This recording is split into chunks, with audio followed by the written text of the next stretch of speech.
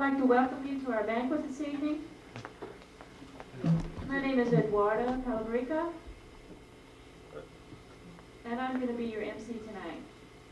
We're going to go ahead with the banquet right now.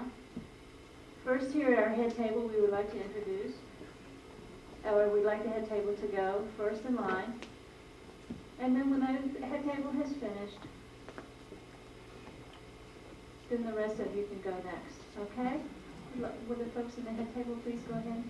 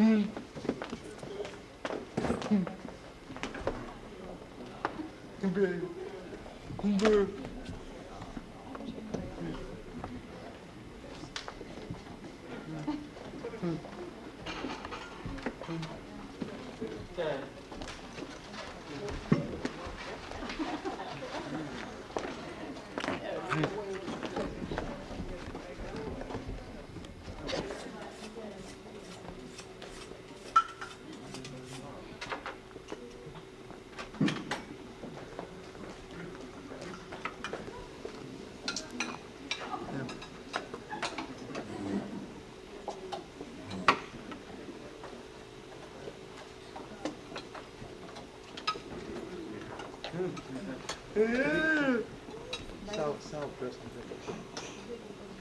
Dave got it.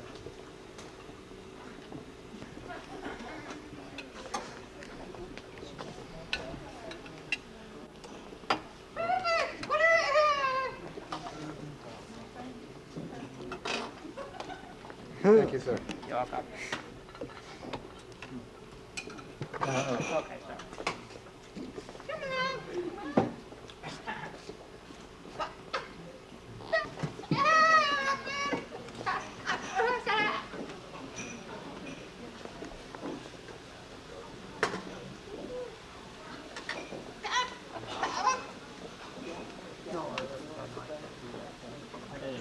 Oh, yeah, okay, I got it.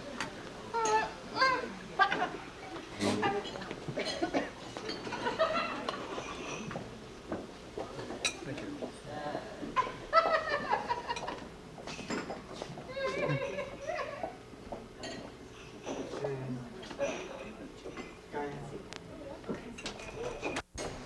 I would like to recognize some special people. And if they would stand up, please, Mr. Menifee.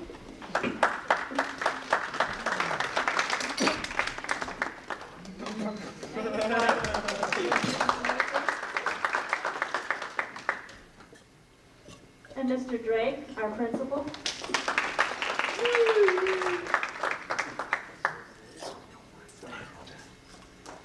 And Mr. Harrell, our coach.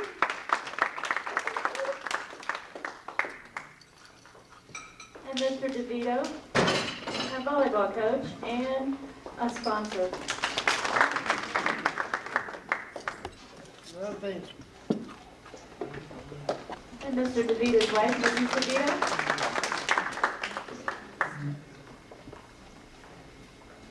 Our presenter tonight is Mr. Yates. And Mrs. Yates, his wife.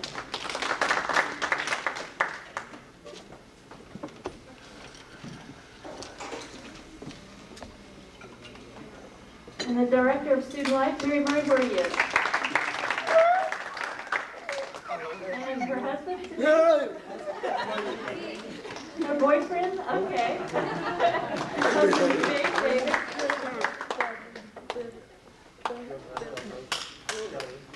And our volleyball and our coach, Kelly Smith. And our softball coach.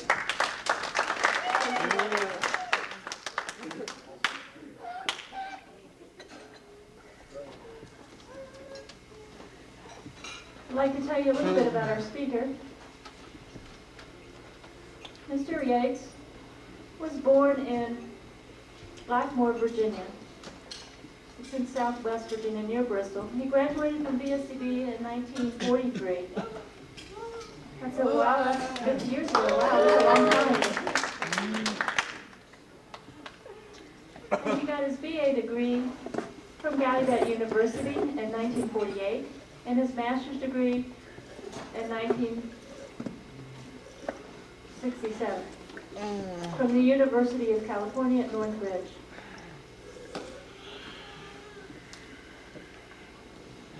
He is married to Annabelle McClung from West Virginia. They have one son, 2 daughters, 6 grandchildren, and 2 step-grandchildren. He was the principal of Deaf and Blind. He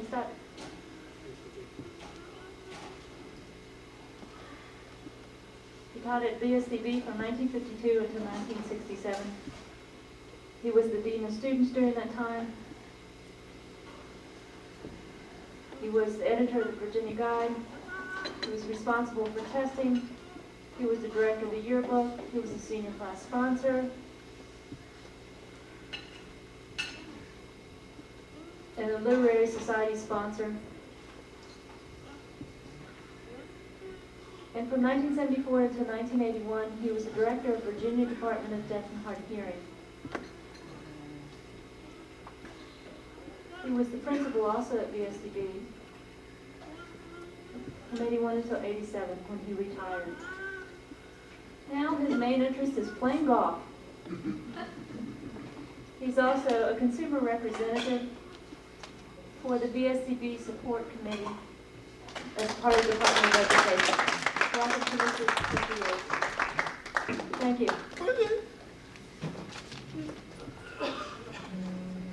If I moved over, could I see that? Could you see better? Would you all like to move so you can see better?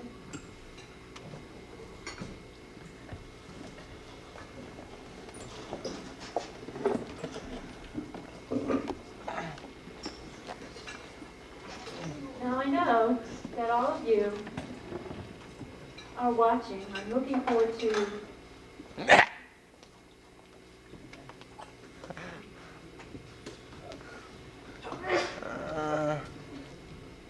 the coach from Notre Dame. We were fortunate. His airplane broke down.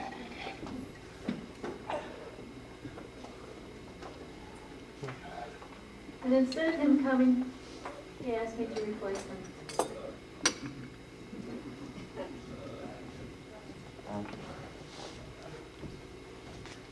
And I feel very happy to see you here. This is my golf course, you know.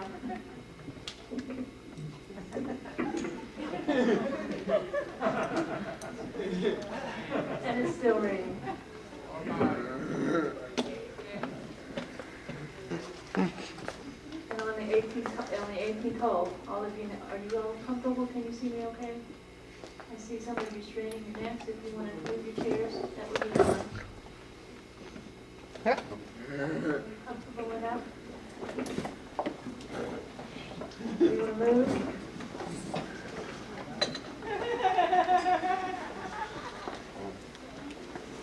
I'm never really comfortable when I'm speaking or listening to speakers when my neck is uncomfortable. Many, many times I have myself had that experience.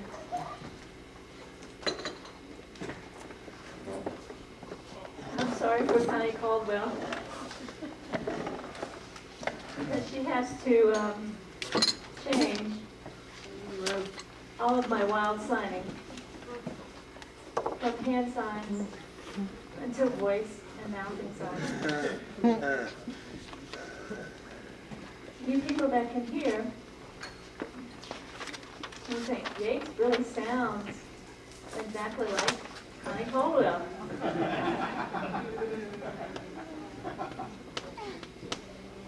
That's wonderful. I could just throw my voice to her.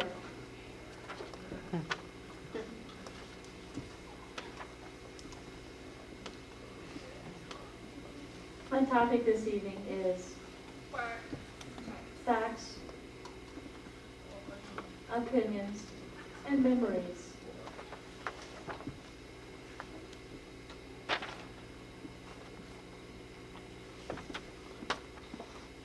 You know, I graduated 50 years ago from vsdb. Imagine that. It doesn't feel like I graduated 50 years ago, not at all. It feels like yesterday, not 50 years ago. My English teacher, a guy at university, always liked to say that poetry is the music of the deaf. But some time ago, I was talking to Mr. Dwayne Warner. You all remember Dwayne Warner? We were discussing about that. And he said, no, sports. That is the music, the poetry of the deaf.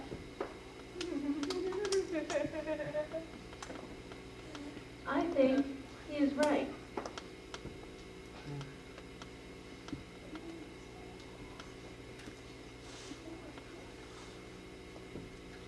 If you go to a poetry reading, do you see the aisles filled with deaf people?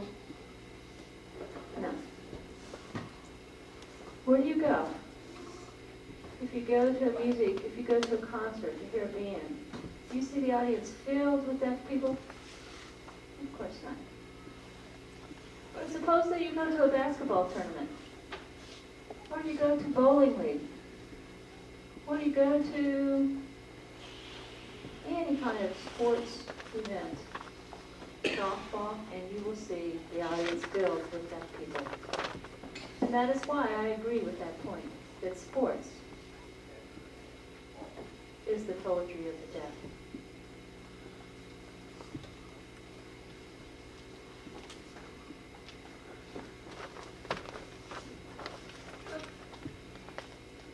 What did students do in the past? In 1839, when the school was established, what did they do? How did they entertain themselves before teachers were established? What did they do?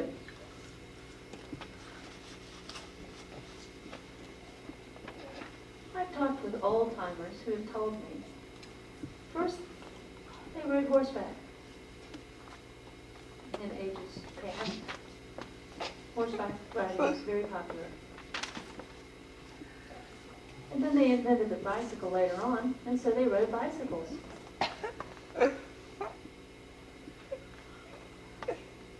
They played horseshoes. You remember playing horseshoes, some of you?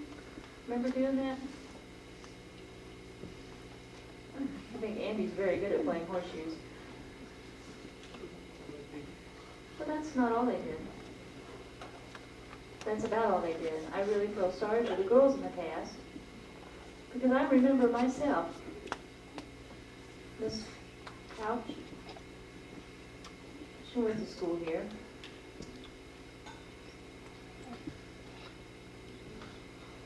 She said the girls were jailed in school in the past. There's not much for girls to do. They went walking.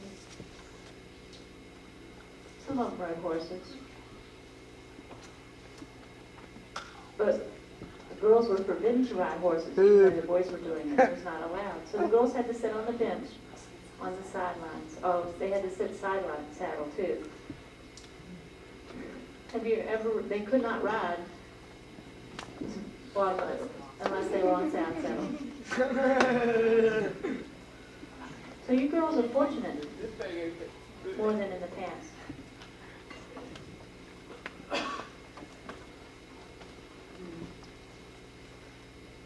And the boys in the past, they liked to go fishing. You don't know where they went fishing, you think, golly, where did they go? There's only dirty water around here. There couldn't be any fish in them. And the boys went hunting rabbits. I remember listening to the old timers when I was young, looking for rabbits. But Do you know what they did with the rabbits after they were caught? Have any idea? They took them and cooked them, and they ate them.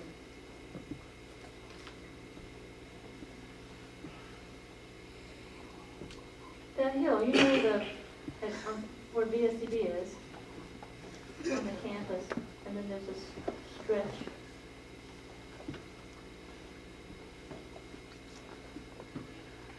Near the vocational building was where the boys had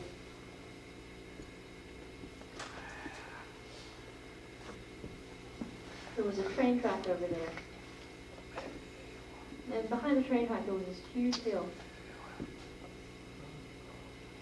And the hill belonged to vsdb, it was part of the campus. Now the school has traded that part of the campus for that property for another part of an adjoining piece of property. But at that point, the boys went to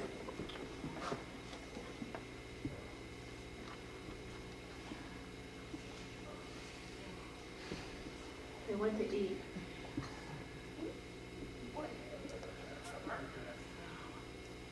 At that time, they went over to the hill to eat persimmons. Have you ever eaten green persimmons? Ooh, their mouths look like prunes. Green persimmons, ooh, make your mouth draw up.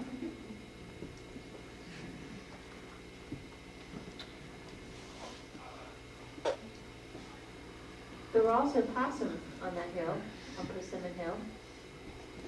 And the boys would go over to the hill and they would catch the possum. But they didn't eat them. Have you ever eaten a possum before? My grandmother, long time ago, would cook possum. But it is very fat meat. Let me tell you, it's very fat.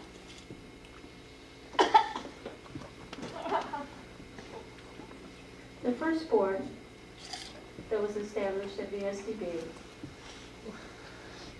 the very first sport was baseball. And it was established in 1883. Baseball was the sport of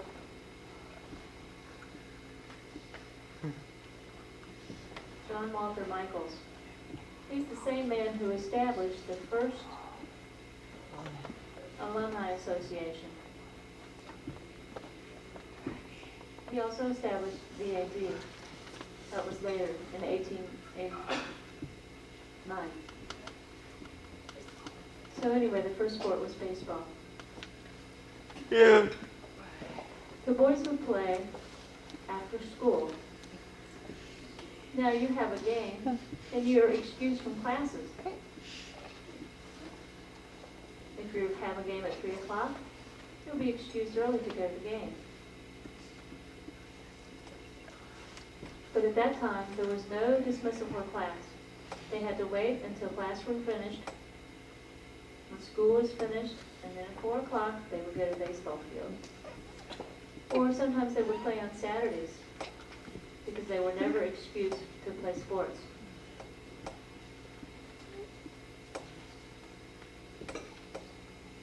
Football.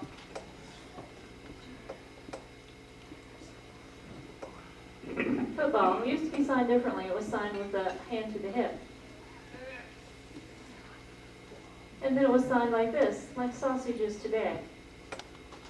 So there's 3 different signs for football. Maybe you all can remember some other ones, I don't know. But anyway, the old sign for football was this.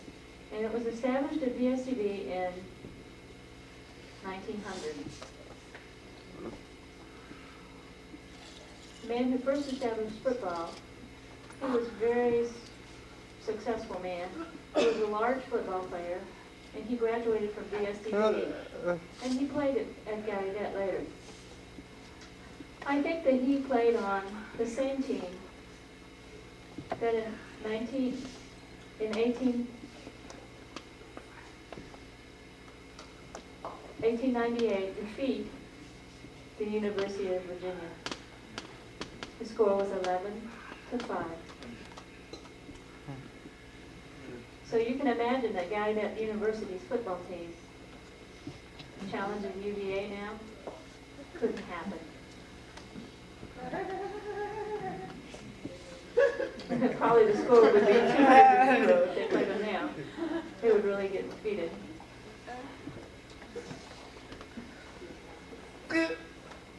So when Jones came back from Gallaudet, he taught at vsdb. And he established a football team. The first team that played, all the players are dead and gone now.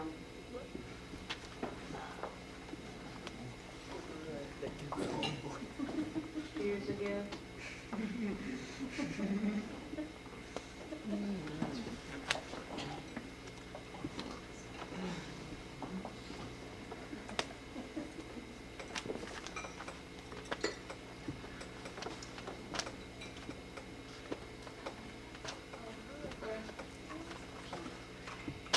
In the school history, football was established 3 different teams, and they all had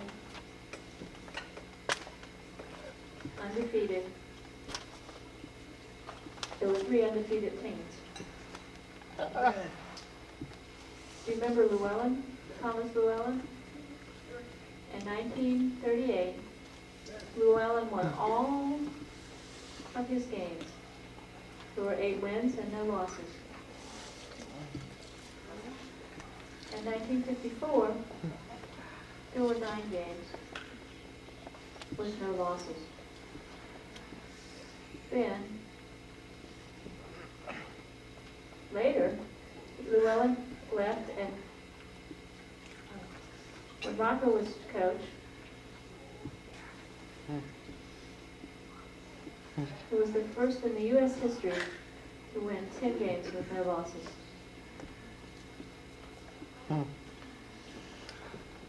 All of those 3 teams were very strong teams. They were very good at defense. I'll give you some example of the scores.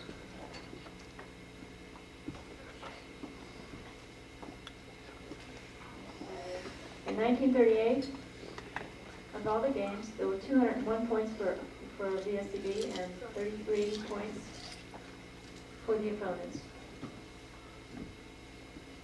In 1954, there were 340 points that we earned, as opposed to only 12 points for the opposing team. And in Rocco's team,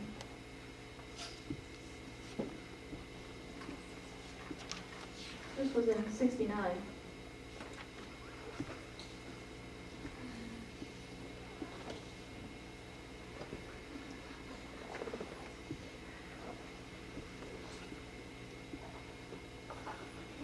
I don't know how many points. It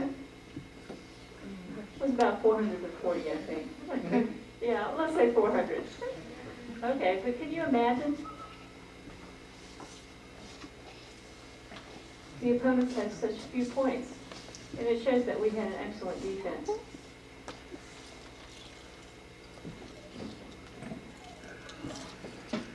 I will never forget that year, 1969, when Mr. DeVito had his 10 wins and no losses. I was the assistant principal at the school at that time. And I remember when he began practice, it was real interesting. He was a very strict coach. The girls always say that he's a strict coach for volleyball now too, but he was a strict coach back then. One afternoon, I remember, it was about a week after football had begun. I was working in my office, and the boys all came lined up and marched into my office and sat down. I had a very small office, so it was quite crowded. And I was looking up at them, and their faces were, they were all complaining, saying, DeVito is too strict. He makes us work too hard. We're too tired. Please, they begged, please talk to Coach DeVito. I was surprised. They were all sweating, they were breathing hard. And I looked at them, and I said, hey boys, why don't you wait until after the game next week? After your first game, if you feel the same way, please come back and see me again, okay? So they all agreed, and they all marched out, went on their way, and I never saw the boys again.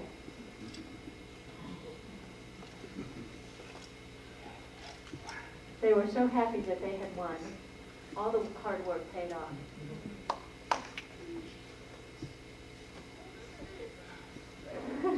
Rocco was really a slave driver.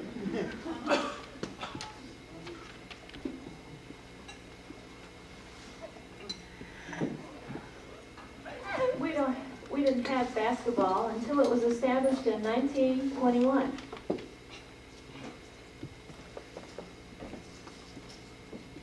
It was Mr. Llewellyn and another boy named Oliver McInturf that established the team for the vsdb. They had gone to Gallaudet, and then when McInturf came back from Gallaudet, he had a bad leg.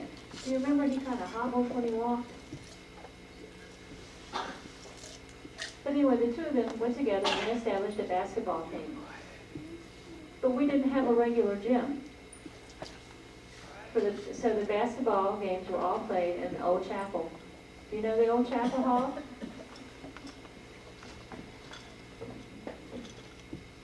That's all we had. It was very small. So you have to stand pretty far, and you'd get penalties if you weren't careful where you're standing in the gym.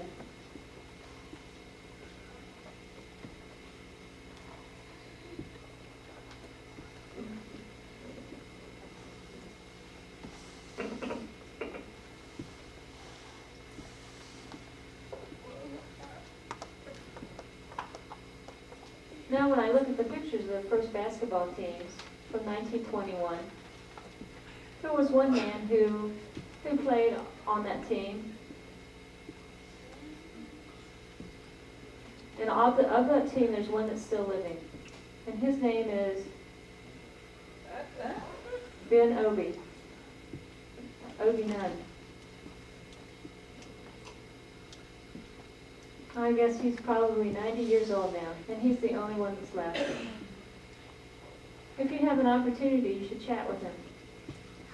He'll tell you a lot about the history.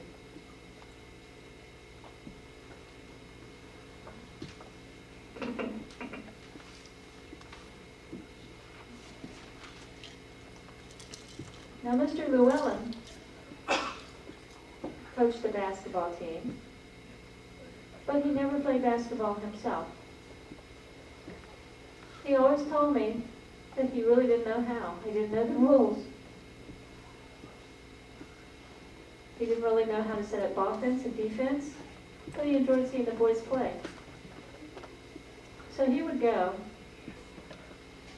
to SMA, that's a military school,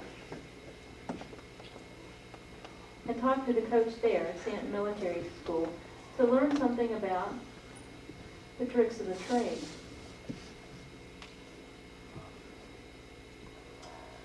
He won a good number of games. I remember the best record in basketball was probably in 1953.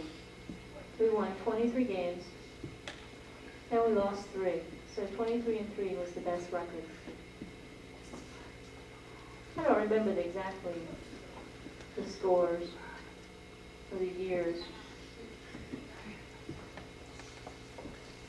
But there was one year we won 60 games and lost very few.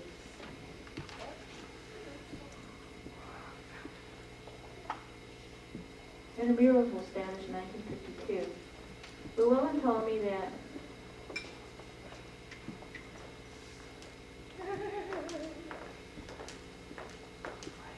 he didn't feel comfortable playing in a gym that was named after him. So once that gym was built, he gave the basketball responsibilities to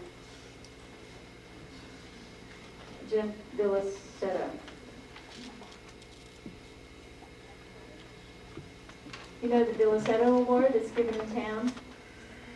It's given every year. You see it published in the newspaper, and they talk about different high school students winning that award. It was named for our coach, Villasetta, and he was from vsdb. He worked at our school. The people all around in the community and town just loved him. He was a very good friend. He would come to the school in the morning.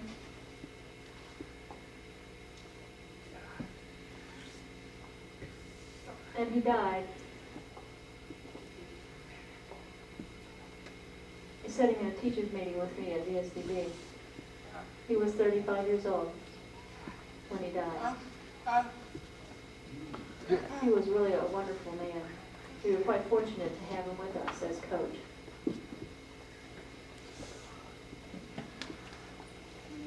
Do you remember one of our students? Do you remember he got the Villasetta Award in his name was Thurston Winberg, who was an excellent player, and he won that award named for Villasetta. You have to be a very good athlete to win that award.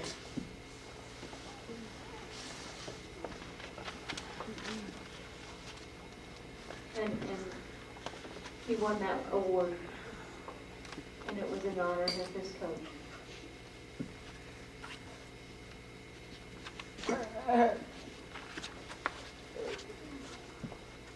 Girls basketball, well, boys basketball was established in 1921, remember. Girls basketball started in 1924.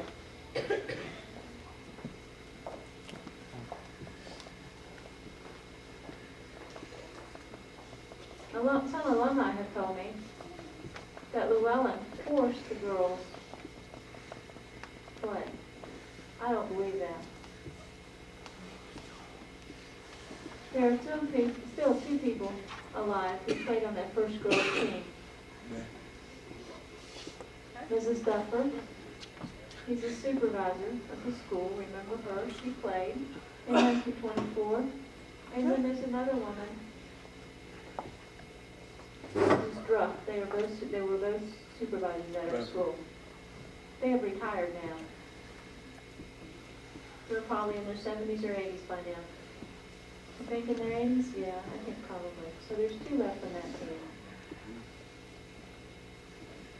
If they visit the team, if they visit the school, you should ask them about the first basketball team.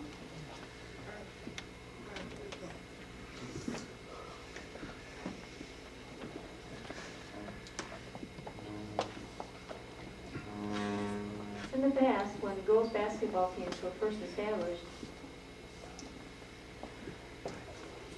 the girls always played the first game, and then at the end, the boys played the second game. And it continued that way for quite a while. And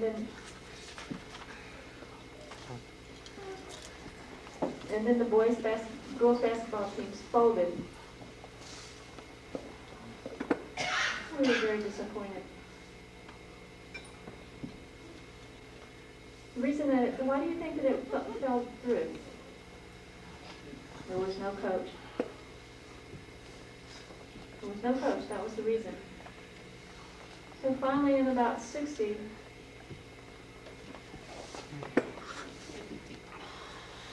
but we didn't have any teachers who knew anything about basketball, so we didn't have a coach for the girls. We were quite disappointed that happened. I can't remember exactly when it was reestablished, but it was finally, and basketball was back at our school. Do you remember what the year is? Maybe 1970, so from the 60s? 270, there was no basketball team for the girls.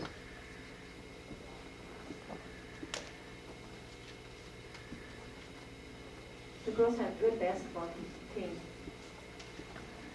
And you all are skilled players too.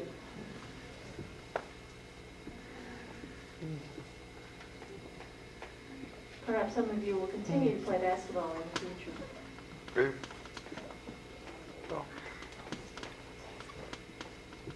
Remember I was talking about the football field?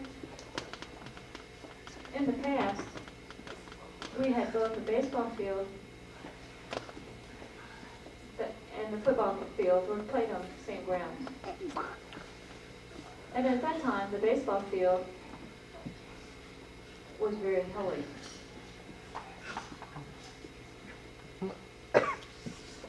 Often in the springtime, there would be many, many rains, just like it is raining today. And we would have these awful floods out on the football field. And we had sheep grazing there too, because you know it was a farming community. And the sheep would graze on the football field, and they would drown in the flood.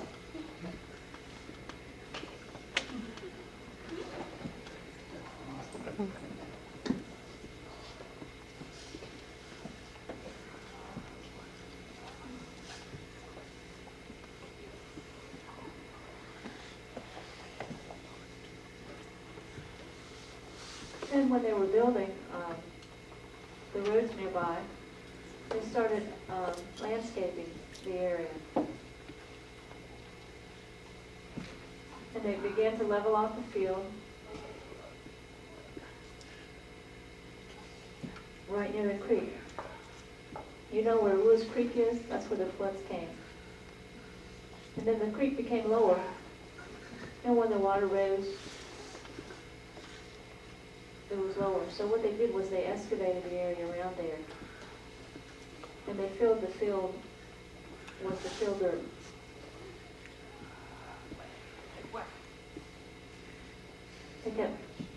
They used highways machines to keep leveling off the field.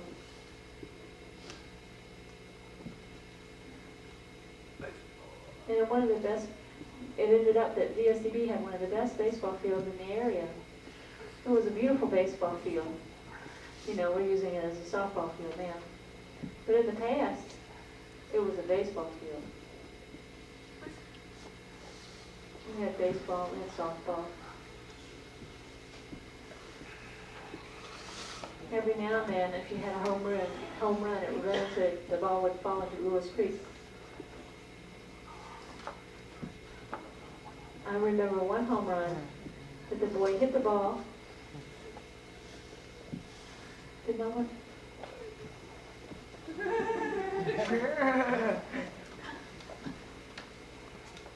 Went way over into the football field.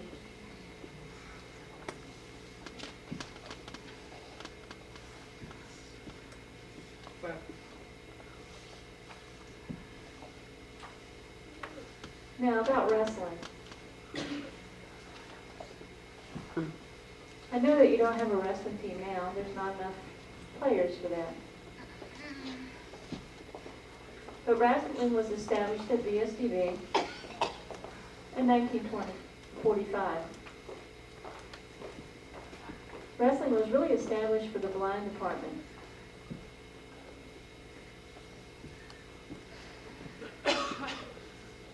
They were complaining that the deaf department had so many different sports and the blind department had no sports. So they decided to establish a wrestling team. And there was a man named Bill Burroughs, and he was the wrestling coach. And the blind department students became quite students, and they won many matches. So that went on for about 10 years. They kept winning matches. There was no school in Virginia that had a wrestling team, except one, only vsdb. So we were the first ones to have wrestling. But who would they wrestle? They always had to go to West Virginia to wrestle. And they had to go to different blind schools. And so Coach Burroughs some bigger, heavier boys because they had some heavier weight classes. And he was looking at the football players, and he encouraged them to come and join the wrestling team with the blind department. So the deaf department joined the blind wrestlers, and that's how the deaf became good at wrestling. After that, the deaf department established their own wrestling team. It was a separate team from the blind department. And then as the number of boys decreased, we didn't have enough to continue the team. I hope that sometime in the future, wrestling will be reestablished.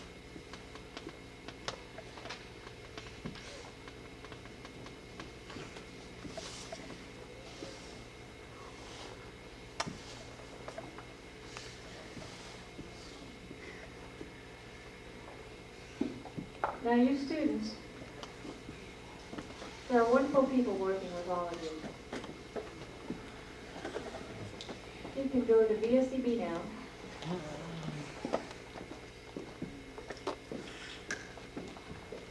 So, long ago at vsdb, teachers couldn't sign. I see some of your mouths drop. Do you believe that? Sign language was forbidden. You were not permitted to do that. All the teachers talked. They were very, very oral. In the dorm you could sign. You could sign to communicate in the dorm. But in the school it was forbidden. So of course, we didn't learn as much. You all are really lucky. Because all of your teachers sign. And they're skilled. And you can communicate and you can learn easily. Wow.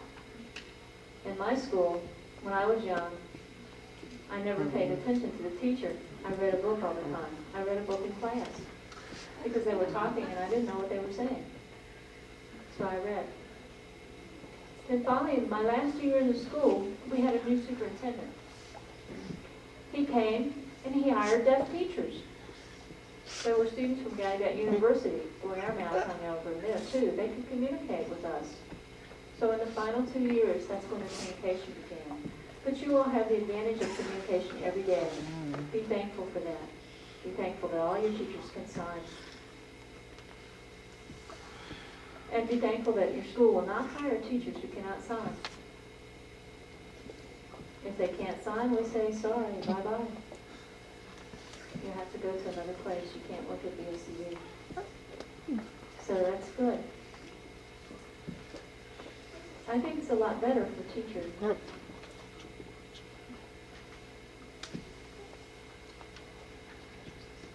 I know that you're bright and that you communicate well. And you can be proud of that. Also,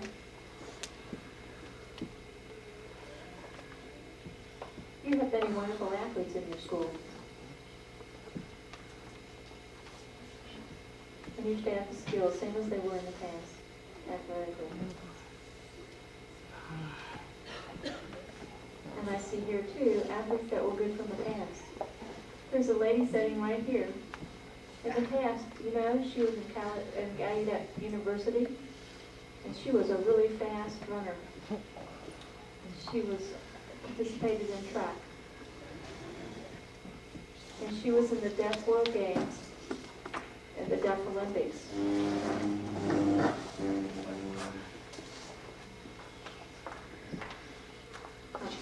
She never brags about it.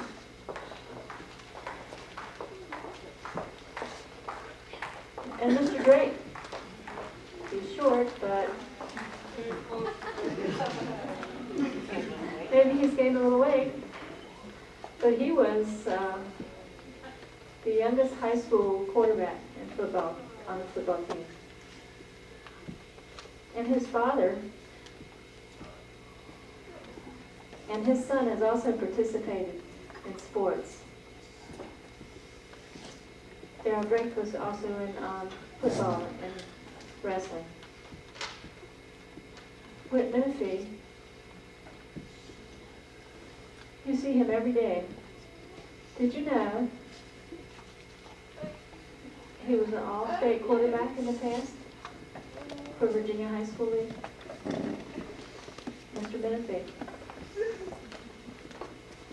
And now, we're talking about quarterbacks for East Carolina University. He was a very good athlete. And Curtis Harrell.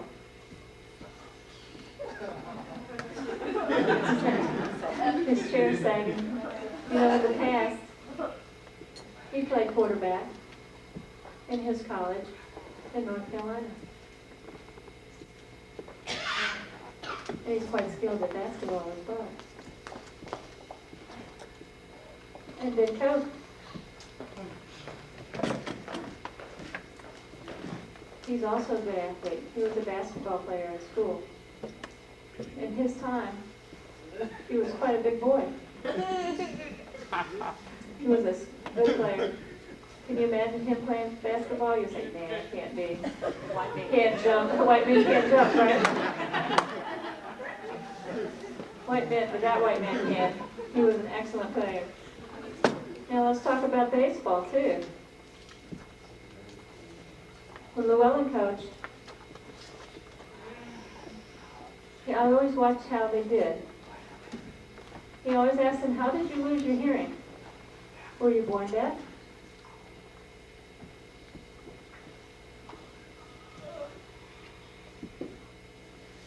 Did you have spinal meningitis? If you had an illness, sometimes you can't catch the ball.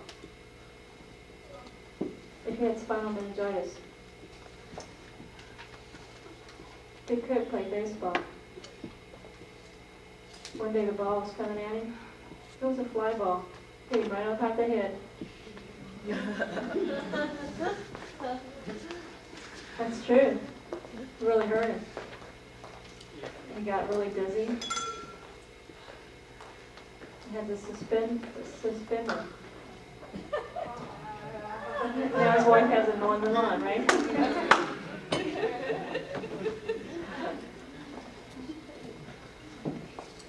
Really, I'm just teasing him. He was a very good athlete.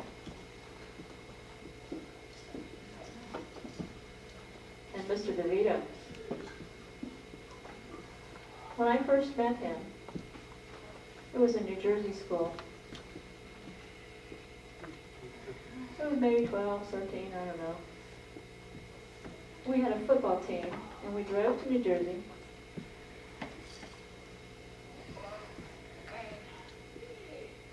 And it was during Hurricane Hazel while we were driving up there. What year was that? 55? Yeah, about 1955. So here we were in the hurricane. We got to the New Jersey school. It was raining. The wind was blowing. And he came in. They never dreamed that they would become a teacher at vsdb. Do you want to know who won the game? It was nothing to nothing. It was a score. It was a tie game. We played during the hurricane. I noticed that he played football. He was a very good football player. He played baseball. He was a catcher. He went to Gallaudet University, and he joined the wrestling team. He was excelled at every sport. He never brags about it, but it's true. Let's see, who else? Who else is in this audience? Mr. Marzo. He is very skilled in speaking at dinners. He's quite a good guest speaker.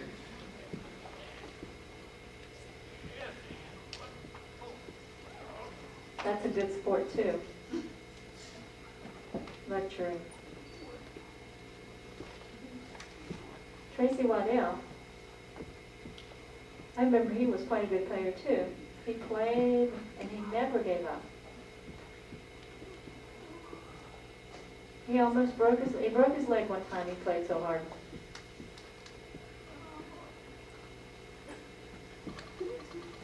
he was quite an athletic boy. And Andy Hosling. Wow. He got the National Player Award. I read it in the newspaper. That's quite an honor. I was surprised. When I was principal, he was just a little small child. He's grown maybe 2 inches, I think, since that time. Wow, he's over 6 feet now. It's really wonderful. And Ruby Meadows, when you were a little girl, I remember you were in the class.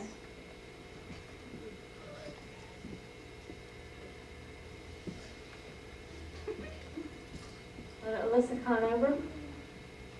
And let's see, who else? I remember many of you when you were very young. Even though I've retired, I still remember you. Deanna Cook, yeah, I remember you. Benji, where's Benji? There he is. Benji, he loved to play with do you remember? Transformers. He can't still be playing with those.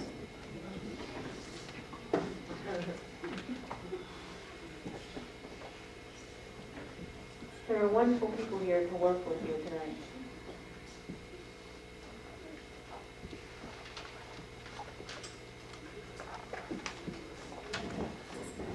You know, Mr. Frick did this program on his computer.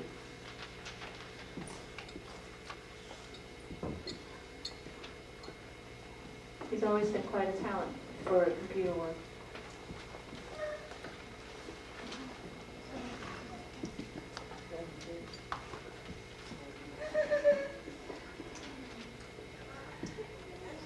I've been telling you all these things because it's important for you to know about your history, the history of your school. Because you must have pride in your history.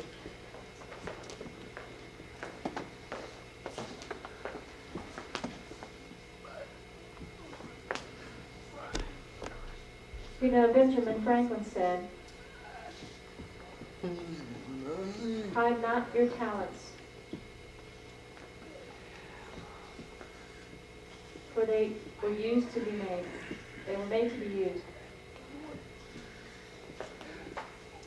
What is a sundial? In the shade. Thank you.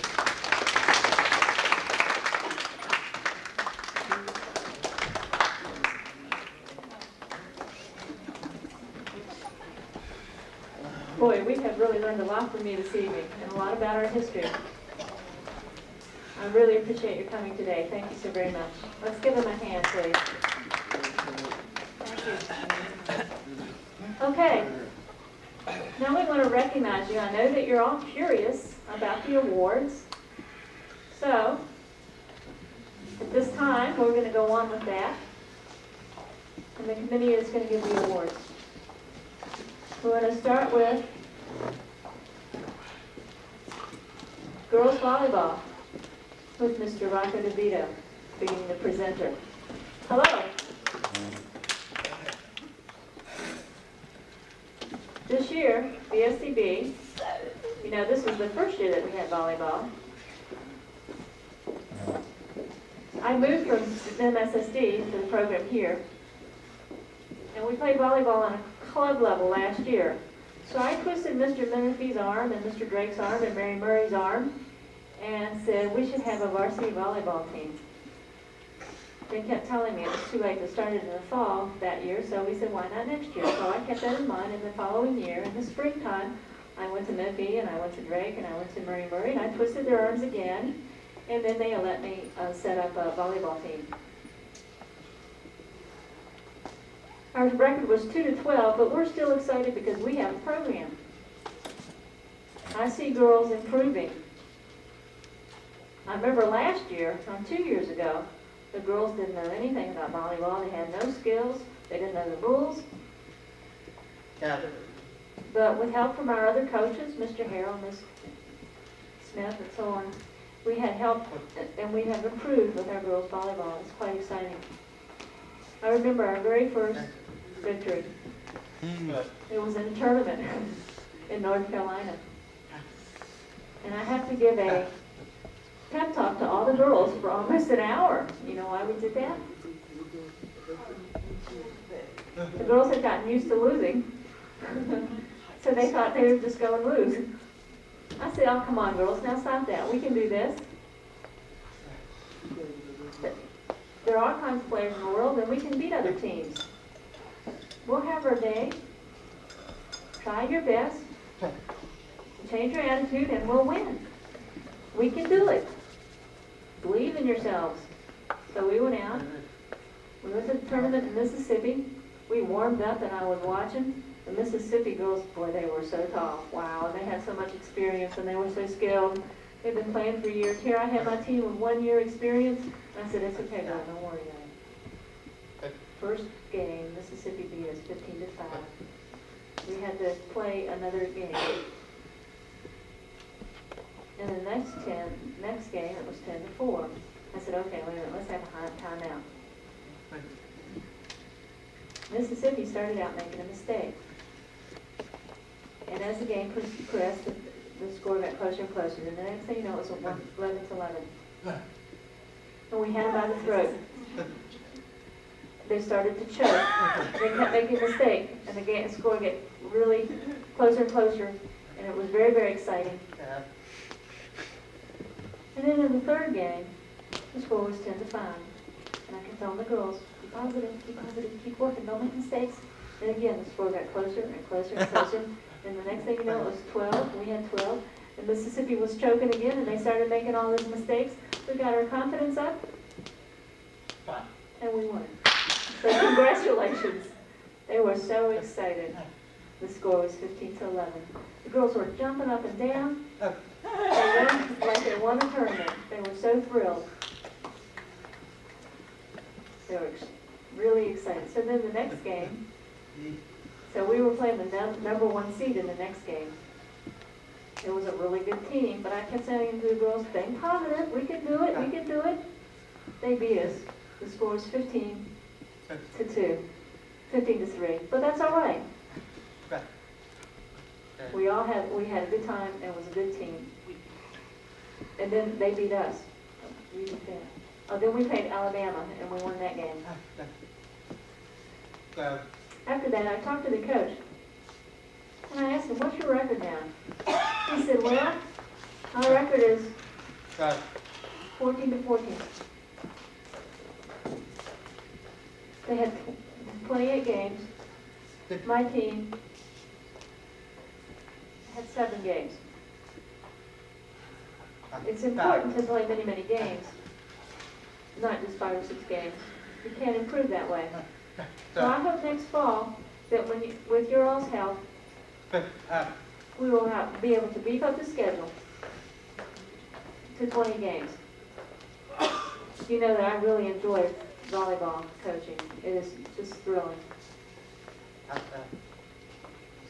I think the girls will get better every year, and we're going to start younger, and then our program will progress.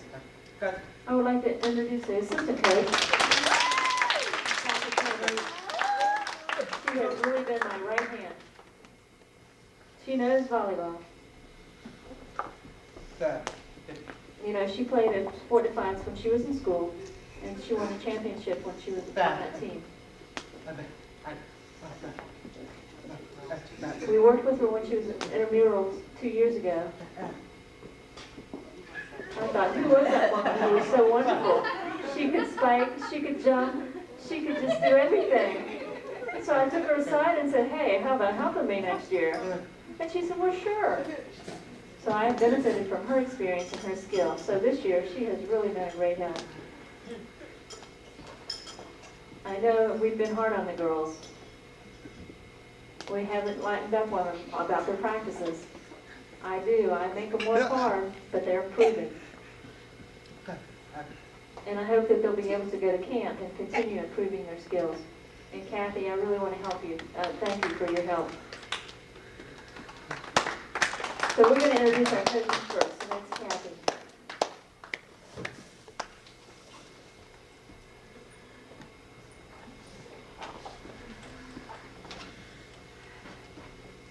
When I call your name, I want you to line up and get your certificate.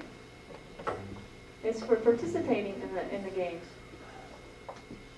And then we're going to give some other important awards. Amanda Wright.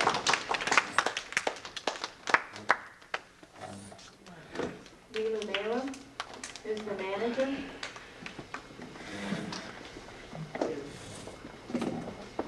Deanna Cook.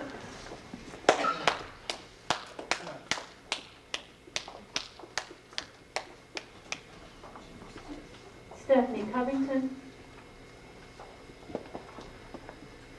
Stephanie. Now, JV players. Hope Johnson.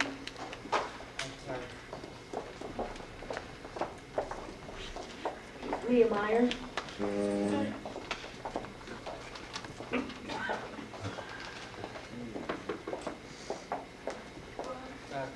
Melissa Conover. Charity Reed.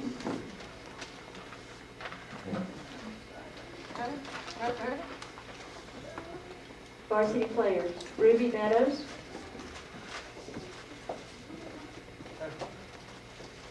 Jennifer Martin. Melanie Owens. Tiffany Helmendalen.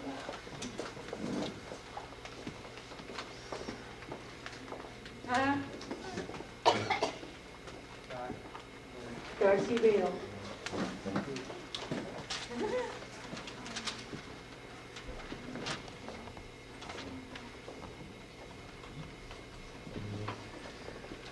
Denise Castillo.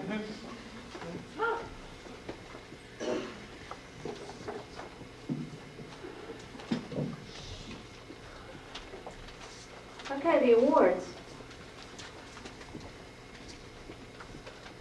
These are the coach awards, and they're going to go to the girl who shows the best attitude in training and practice at the games, who shows respect to the coaches, to the girls, doesn't matter. This is an attitude award, and it shows a positive influence on the other girls in the team. They don't complain. And this award goes to Melanie Owens.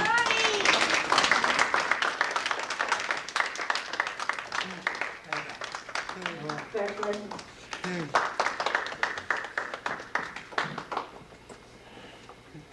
The next award is for the most improved player. Given to the player who's shown the most improvement throughout the year. At the start of the year, boy, this girl was really awkward. She was nervous and afraid. She was scared of the ball. But we kept teaching her. And she has a lot of potential, but she didn't realize her own potential. But we could see it, and so we kept working with her. And the next thing you know, we saw her confidence building, and she became skilled.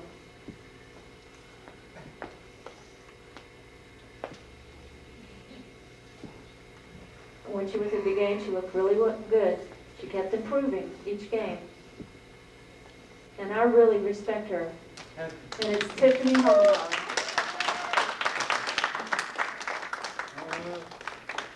Congratulations, Tiffany.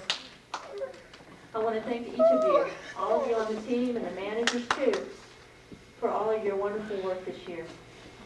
Keep on working. And remember, you're the first team in history, so don't forget that. You're the first one. Remember, congratulations. I love you all. Thank you, Mr. DeVito.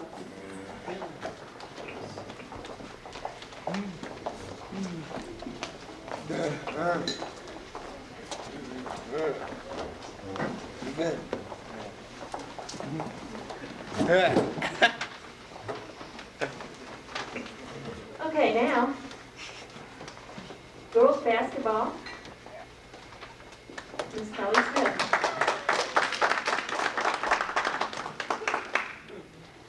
Okay, thank you. I am very proud of the girls this year. They have improved so much. It was hard work, aggressive play, enthusiasm from everyone. And they improved and we won 4 games this year. And we were very excited.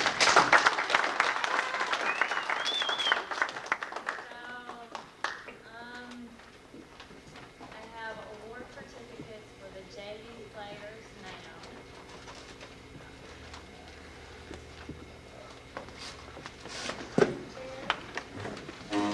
Jerry Reed, Hope Johnson, Elena,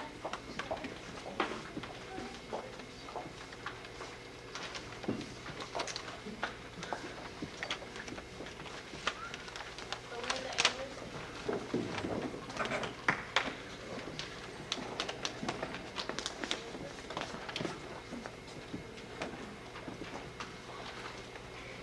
this is our first year for the JV team, and there was only 1 game, but they showed wonderful team spirit.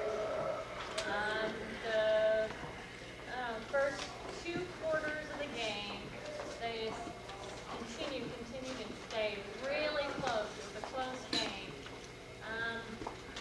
After that, they kind of slowed down, got tired, but they just showed wonderful enthusiasm.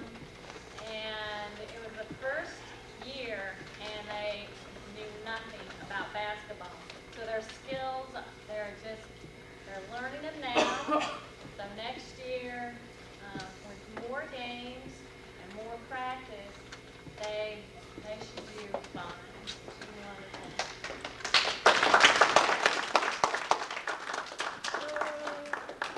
Now, varsity players, come up here.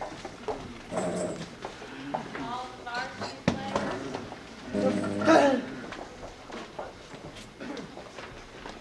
These are letter awards for the varsity players.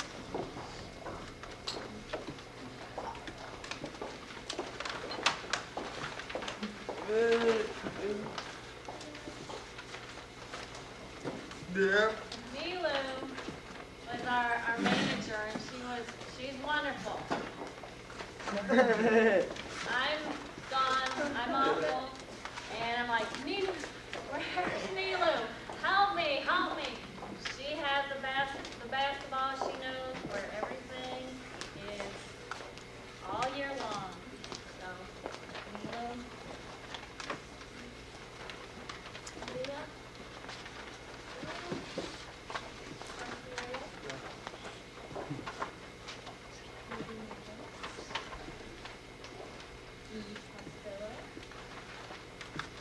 Jennifer Martin.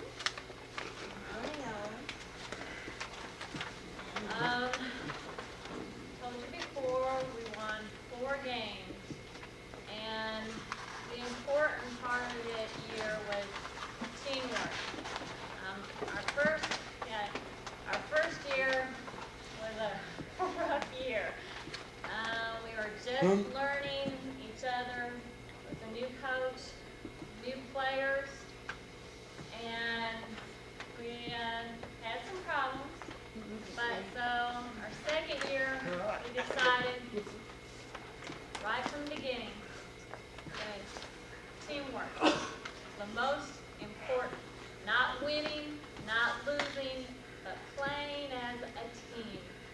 And they made me very proud. They did a wonderful job. So thank you.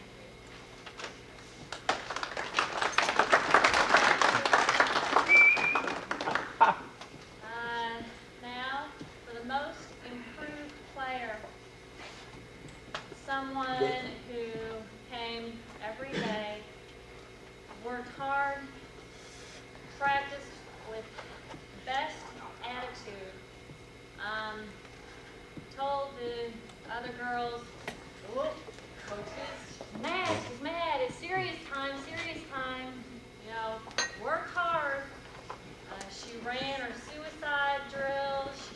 She was perfect. And she knew that hard work would make her improve.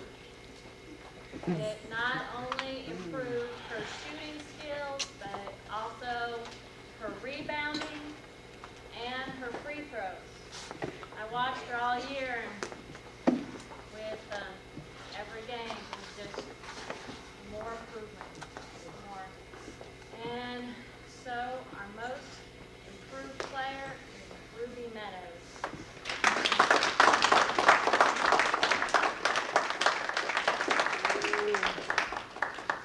So now, the most valuable player was someone who is not only our high scorer with 12 points a game, but she had 5 rebounds a game, and the most important, I feel,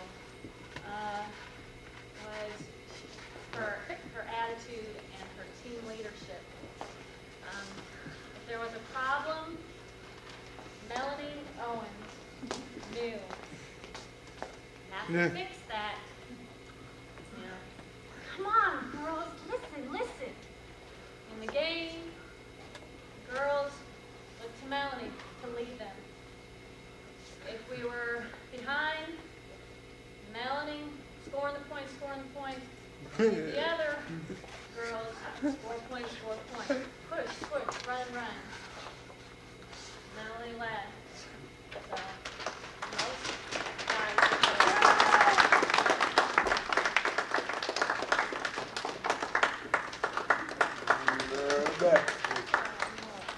So, thank you.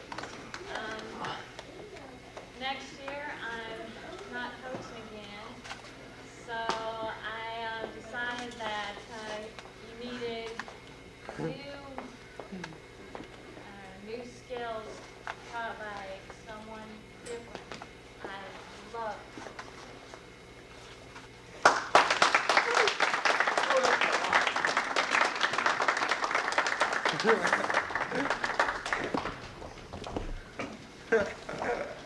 Thank you.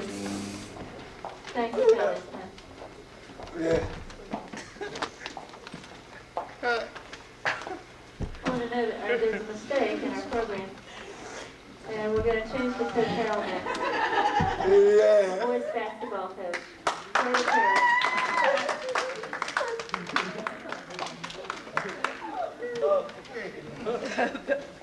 I don't know if you all could make a difference between the two of us. Who's Harold? Maybe it's a tie, right? Now, tonight, I have to say to the boys that we don't have awards for you because of a cutback in the funds. So, thank you for coming. Okay. This year's team was very interesting. We had a lot of goals that we set, and for some of the boys, we got there. For some others, we didn't get there yet. But still, we had a good year. We won 11 games. We lost 10. That's a lot of games that we played because we had such a short time to play those games in. Back in December, I remember we played, I think it was about 9 games, about 15 days. That's a lot of basketball. You don't have pro teams that play that many games in such a short time. But the boys worked hard. They complained. I didn't listen. And they continued on. And I'm really proud of you for that. Hopefully, next year the schedule should be different. We're not going to have that many games. Hopefully. But we'll wait and see. Tonight, I want to give certificates and letters to people that have earned them this year.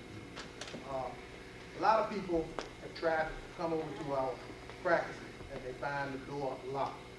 There's a reason for that. After 3:30, I go completely crazy. And we have scrimmages where sometimes we lead a little bit. We get mad a little bit, but we work hard. Now, not just basketball, but also we look at trying to make sure that each individual gives himself to his job. And hopefully that carries over to education and also life. We don't want to leave here tonight thinking just basketball. We're hoping that the kids learn something from that. So we go through that. And hopefully, when we look at some of the kids that have graduated before, and we look at them and we see that they're doing well, it makes the coaches feel good, also the teachers also. Because we're all in this together. Coaches, yes, a little bit of basketball, but teachers also help. They support. They're almost the same as assistant coaches. And I feel that the teachers in this room tonight are my assistant coaches. I thank you for your help also. Now, to go on, I'd like the boards to come forward and to receive your certificates and letters. First, Brian Davis.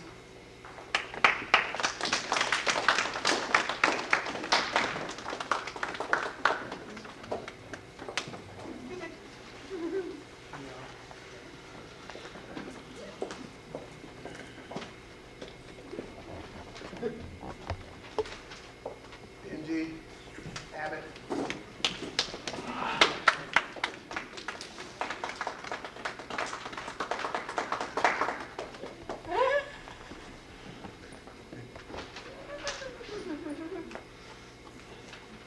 Now, also, I want to say that, gentlemen, I see that you all have ties tonight, right?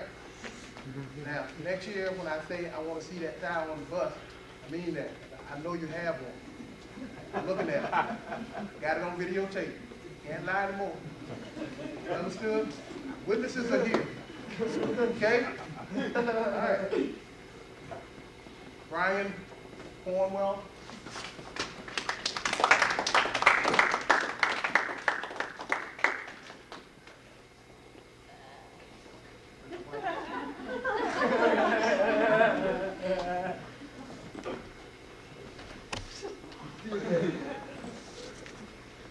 Devin Hamilton.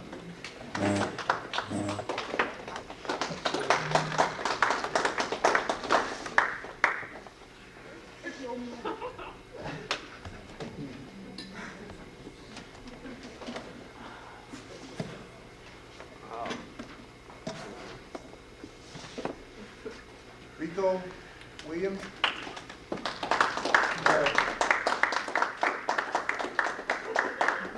Big shoe.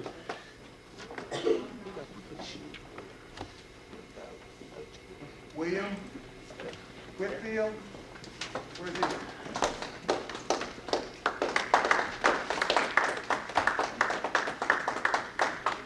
He looks good. He's out.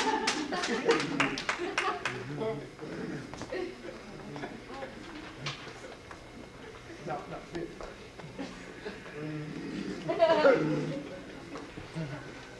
Eduardo Falabrica.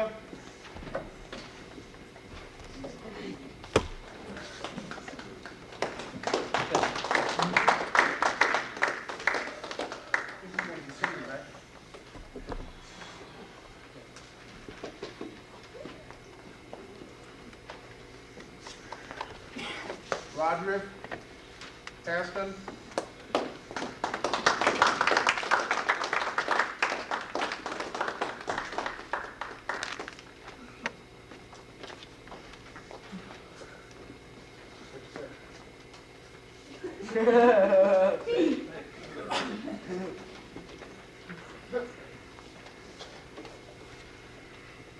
Andy Hoffling.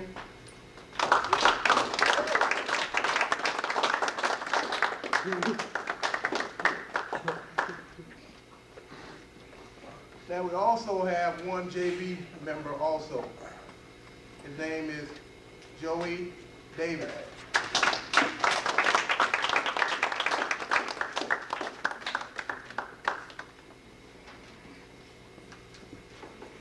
We have two other certificates to give.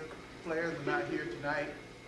David Dukes and Joey Farmer. They're not here, but we have the certificate they will be given later.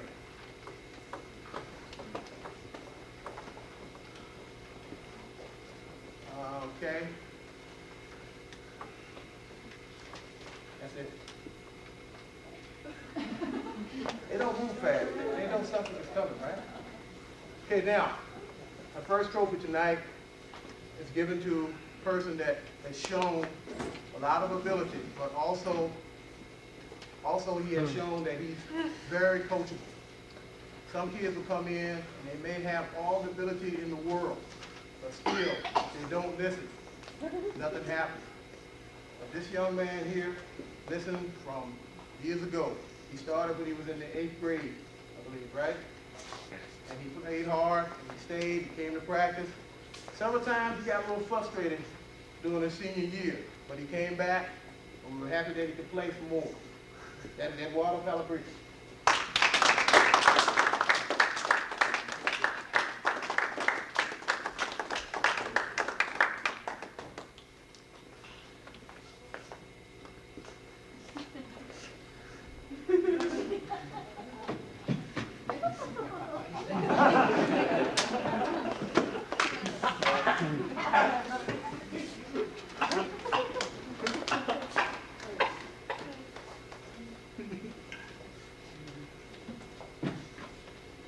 Also, we have another coach trophy for a young man that's not here. He came to our school about 2 years ago, and he's shown a lot of ability. He could shoot, he could play defense, he could talk, most of the time too much, but he could talk. And he really impressed us all, and we're really going to miss him next year. And that is David Dukes. We'll give it to him later. Now we go to the most improved player. That was a decision that was not easy, because when I look at this group, I see a lot of people that have improved this year. And making this decision was not easy. As I said, there was many nights that I couldn't sleep well because I thought maybe I should change it, but I had to look at overall what the kid did for us. And the most improved player this year is Roger Harrison.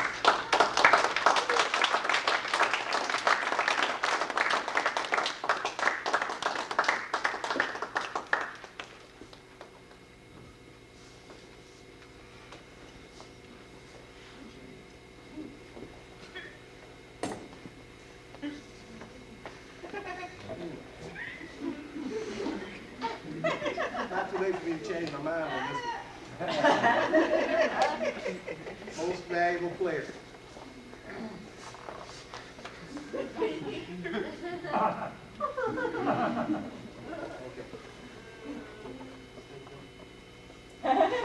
Okay.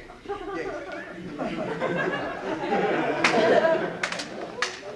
This year's most valuable player led the team in points, rebounds, steals, foul trouble.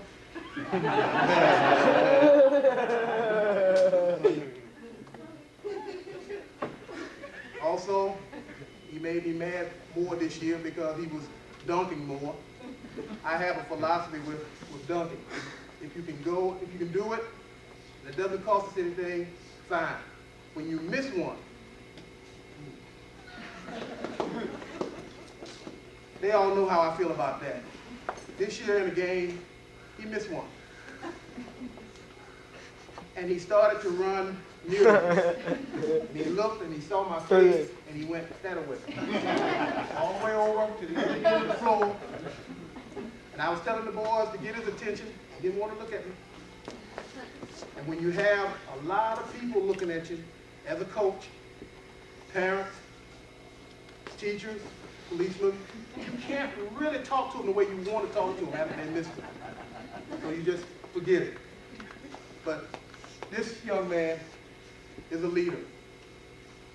Not only just a basketball player, but a good person.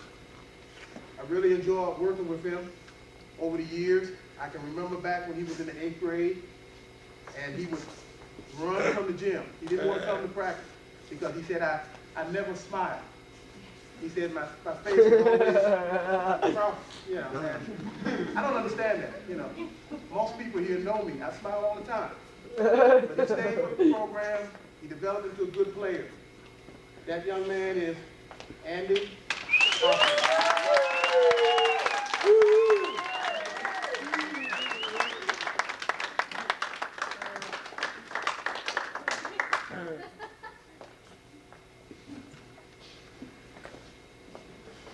It's not very often coaches get opportunities to present awards to a person that has gained national attention. It is an honor for the school. It's an honor for me. And I think that when we look back, we just look back and see this kid from where he started to where he is now, it makes you feel good inside. To go out there on the floor and see him play the game the way he can play makes all of us feel proud to know him. Andy, say to you that hopefully you were 17 and not 18, but you're going to graduate. But we're really proud of you of getting this national award. It says from the Silent News National Player of the Year, Andy Hosler, 1992, 1993.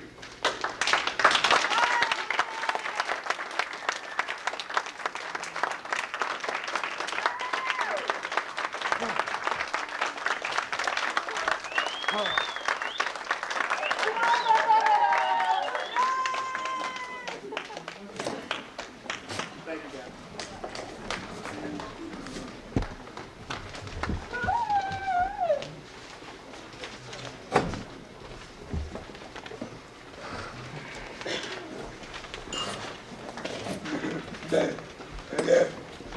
you, guys.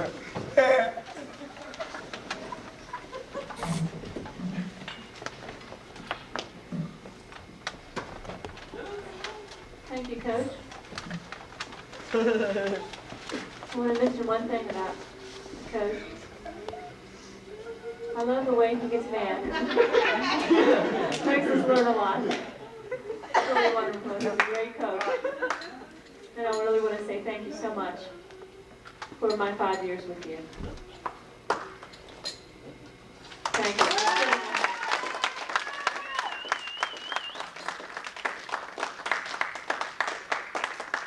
Now, next on our program is girls softball. The coach is Tracy. This is his second year as coach. So, Tracy? This is my second year as coach.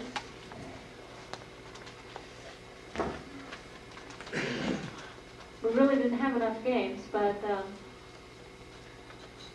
and we didn't have enough practice.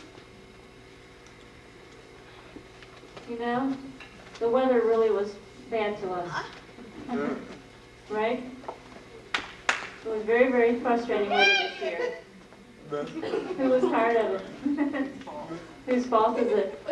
Maybe Mother Nature's? Maybe we could get her to change and make it sunny again? I don't know.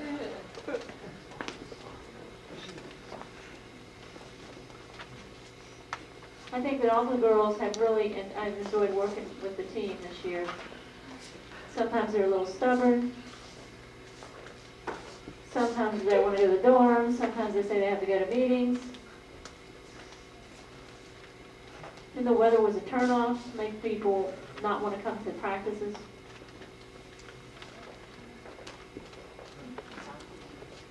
And I was a little bit of a weak coach because of the weather was so frustrating.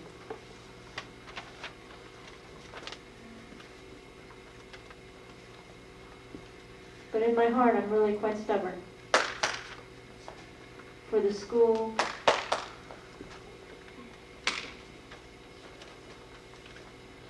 and we won't give up. Because of the weather and the rain, it had caused us problems on the schedule. And we have some trophies, but don't think this is the last year. It was really hard to practice in the gym. yeah, we just had problems all the way around. But I'm not gonna give up. My heart's in baseball, my heart's in practicing, my heart's in improving. And I really believe that we can look forward to participating all through the sports if you keep on and come on back to softball next year. We'll have a good year. Would the girls on the team please come up?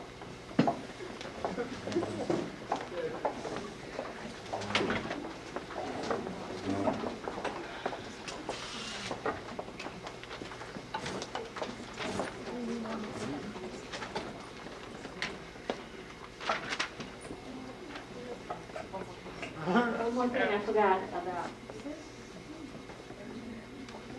It's really frustrating when you're trying to figure out statistics in the book, and people are always coming up to me and say, "Hey, what's the score? What's the score?" Yeah, we have it. How many balls? How many strikes? And so my wife has been helping me with the scorekeeping.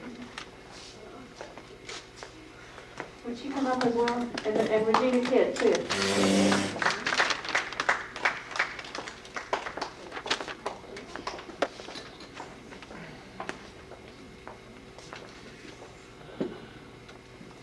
Last year we had no assistant coach, but this is to help this year. This is your second year. It's really hard to do it alone.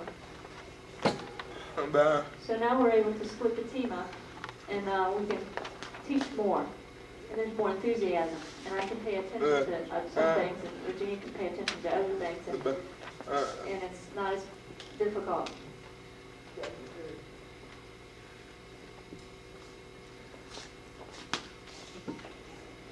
He can coach batting, she can do throwing, catching, fielding. We've also gotten some help from the other coaches, Kelly Smith, Harold. Say, what's your name again? I forgot. I think it was what if. Okay, well, anyway.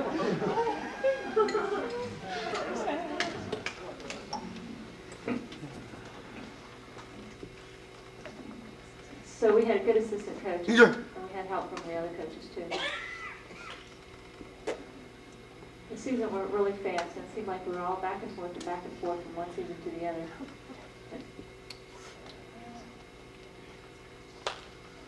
It was hard for me to take care of all the skill development myself, and I hope that you all will be more, next year we'll have more games, maybe up to 20. We hope so anyway. If we have 10 or 11, 9, 10 or 11, I really think next year we won't have enough girls on the team. I think we really need to have 11 girls. I've asked Mr. Drake, and we've been trying to. This girl, she was not on the team, but she participated periodically because we didn't have enough players on our roster. We got approval to do that, and I really want to thank Jennifer for helping us. Right? All the girls need to say thanks too.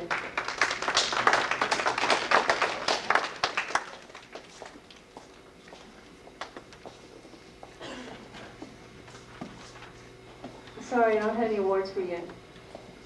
Maybe next year. If you do better, we'll have trophies, okay?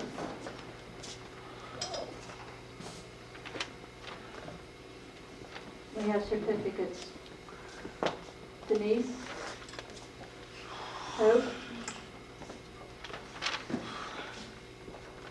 Leah,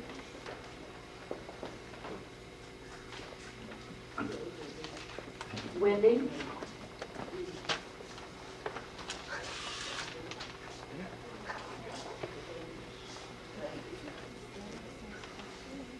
Melanie, oh.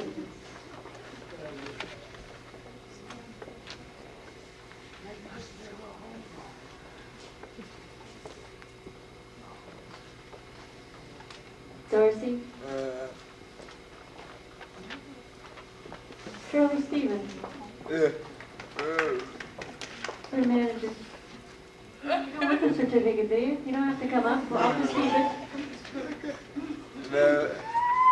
I'll just leave it here. You can wait for a little bit, okay?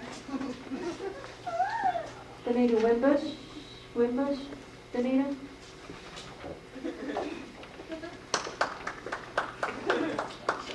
Good name. Really, she really put in a lot of effort. I was surprised. I didn't expect that Benita, I thought she would just be playing around and be silly and would leave. But every day she came, and she came to practice, and she practiced and practiced and practiced. I don't know how to say it. You know when you stand up to bat in the batter's box and the white lines are there? She would stand up and then in the middle of the plate and laugh, and we'd have to move her. But she wasn't ashamed. She was proud of herself. Did a good job. Thank you, Benita. See you next year. Good. Amanda Wright?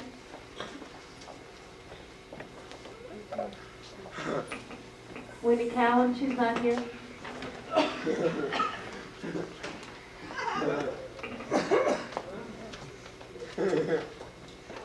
Alina Henry.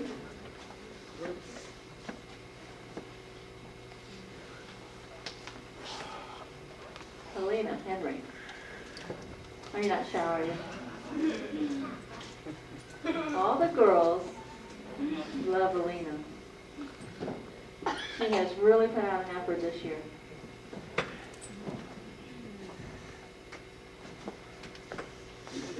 She hates to run, right?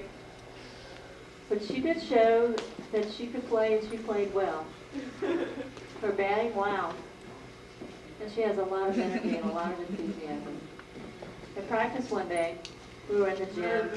We were playing close. We were just throwing, practicing bat. She was so excited. I kept saying, wait, wait. It's different when you get far away. I said, just wait. Save your energy. Wait till we go outside where it's not raining. It's a pretty day. So she said, okay. And after a while, a few days later, we were outside. And she was really frustrated. And she got so mad. You know what happened? She was sitting there.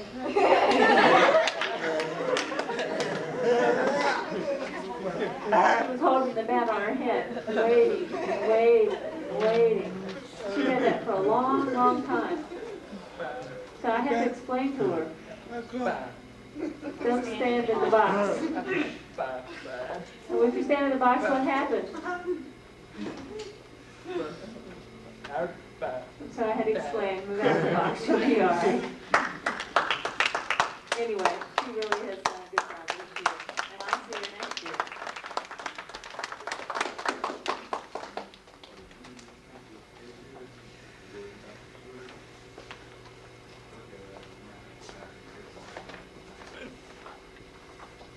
Jennifer Martin. I know we owe her a great deal of thanks, and say, boy, love and kisses to you. We kept trying to get her to play, and she kept saying, well, I don't know. And there were all these excuses, and then finally, we needed 11 players, and we were stuck. It was a home game. We only had 10. Well, what are we going to do? So we asked Jennifer if she would come and join us, and she was our 11th player. She didn't have any practice. She did come the last day of practice. She finally showed up for a practice. But I'm going to give her a varsity letter because she participated in those games. I really do. I appreciate it. Thanks a lot.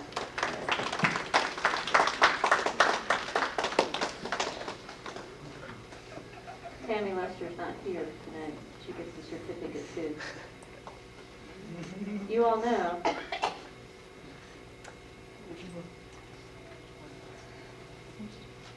if you could encourage more of the girls to come, next year we'll have a better year, right? Play volleyball, have a good season. Wait a minute, I forgot something. Thank you for reminding me. Come here.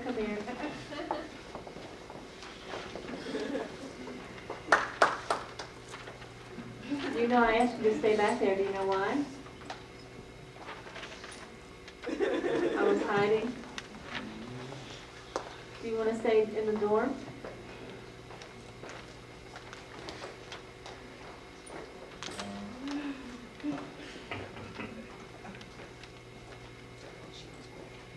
She always wanted to carry the equipment. She was a good manager.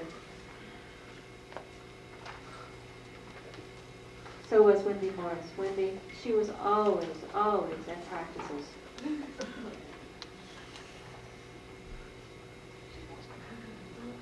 She was always wanting to know what to do. She was always talking. You tell her what to do and you turn around and they would be looking at her. They'd say, what do you want? Nothing, nothing. Maybe chat.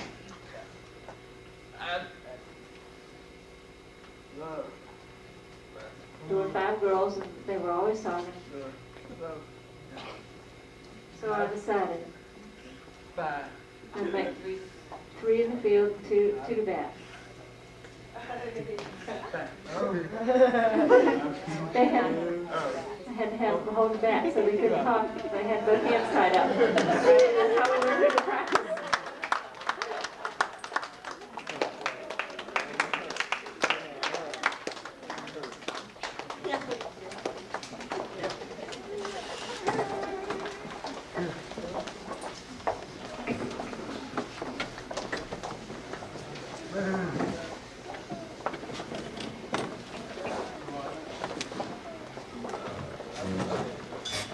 Now, Mr. Harold has something to say. A while ago, we forgot to give one letter to one young man. That's my fault, I'm sorry. But it's not easy to forget this guy because, number one, when we go on road trips, all the boys would get roommates. He'd be the only one that didn't have one. And I always wondered why. Until one night, we were in Mississippi, and talk, and I'm getting sleepy. He's talking. Maybe he's going to say I'm sleepy a little bit. He's going to stop talking. He was sitting over there, and then finally I just ripped it off. And then I woke up, and he was standing up, and he was starting to talk again. It's time to sleep. Okay. I go to sleep, and about 2 hours later, he's waking me up because he forgot to tell me some more.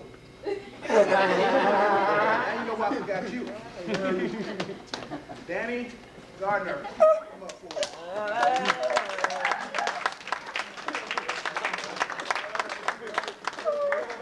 sorry.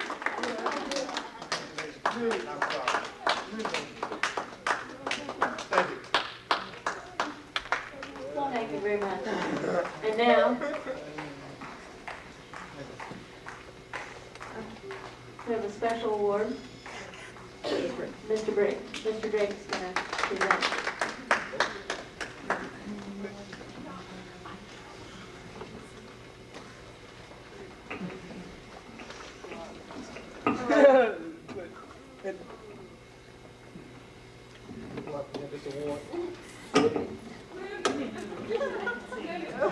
Okay.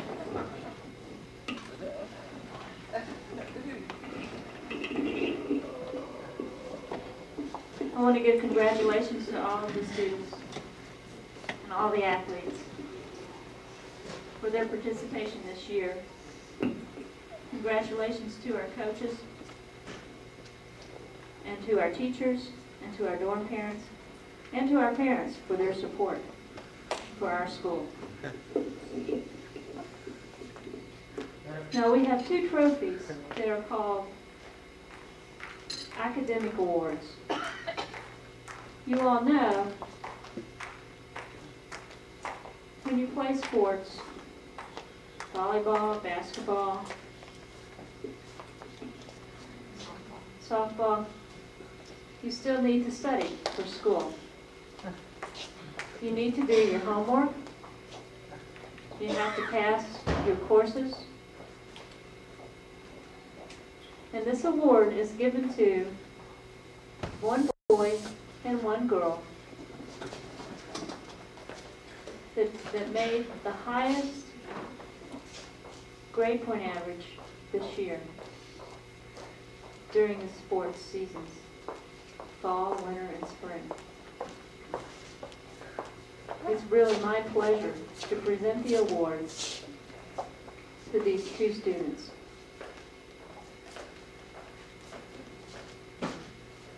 Eduardo, for the board.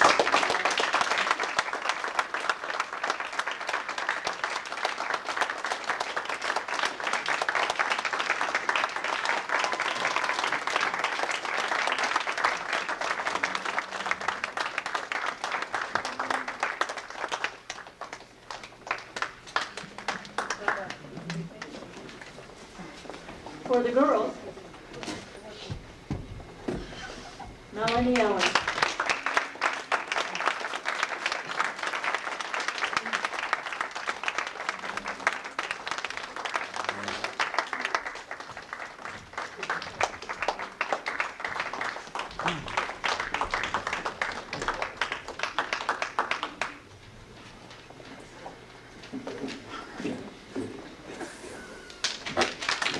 I think they both deserve a great big hand.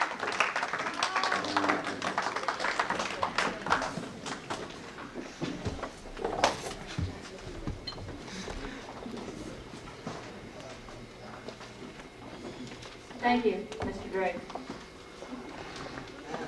And now, to close our ceremony, we'd like to have Mr. Menifee say a few words.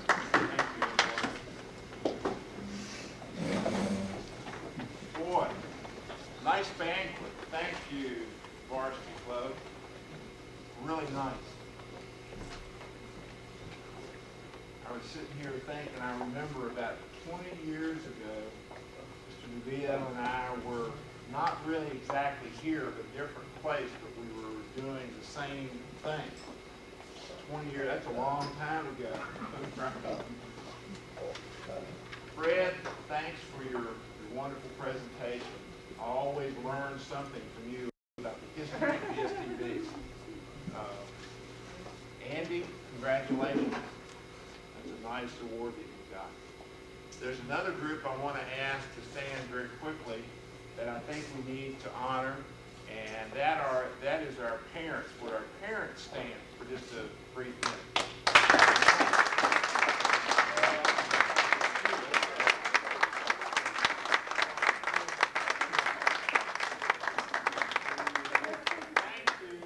Thank you for coming and supporting our students and the school.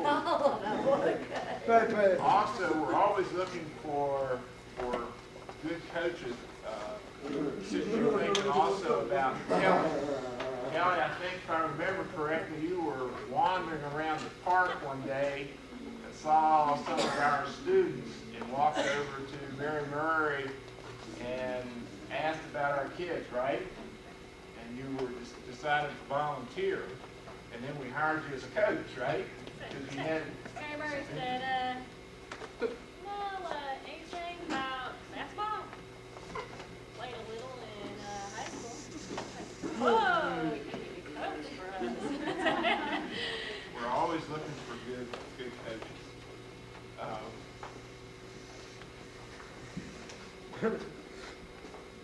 I think it's been a wonderful night. Mr. DeVito asked me to try to continue to talk till about 9. Is that all right? I missed the first 30 minutes of the dance, right? Anyway, thank you. It's been a nice night. Have a good time at the dance. Thank you for coming tonight.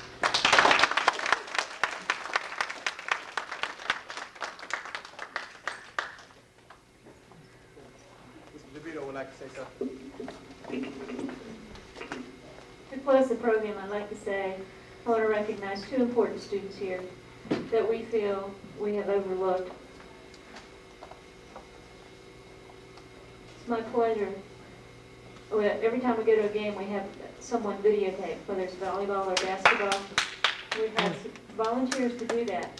It's an important part of the program because after the games, we watch the videotapes. So we've had 2 volunteers all throughout the year, and I'd like them to stand and be recognized.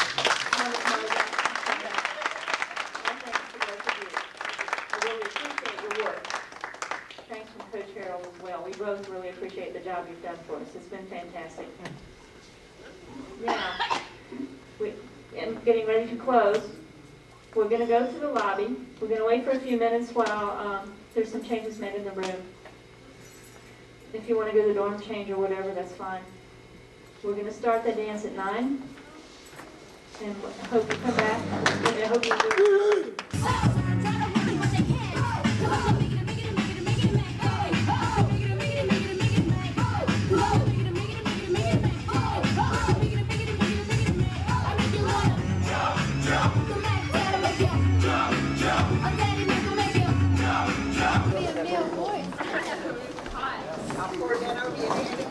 Yeah, that works.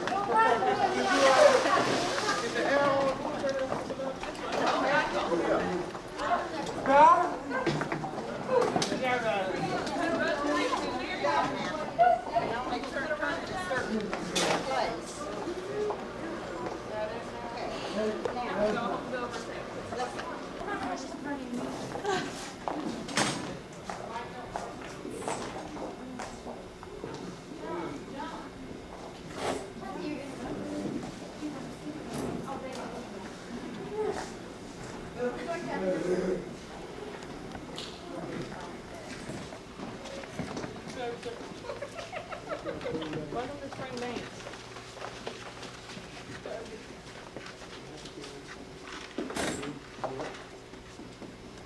Speak up, Dave. Hello?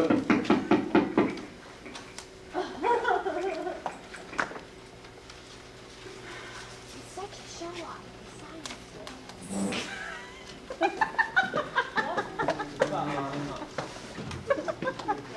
Y'all, the nerve. Can you believe it?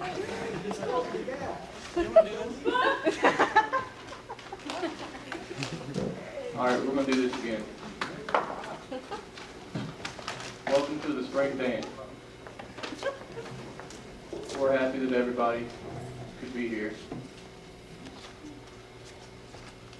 I want to know what's at the end of the spring dance. Does anybody know?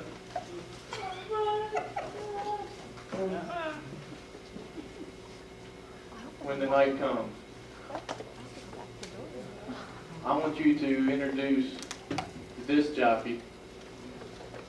Well, he's gone, but he must be on a break. His name is Ted Gotterback from Harrisonburg, Virginia.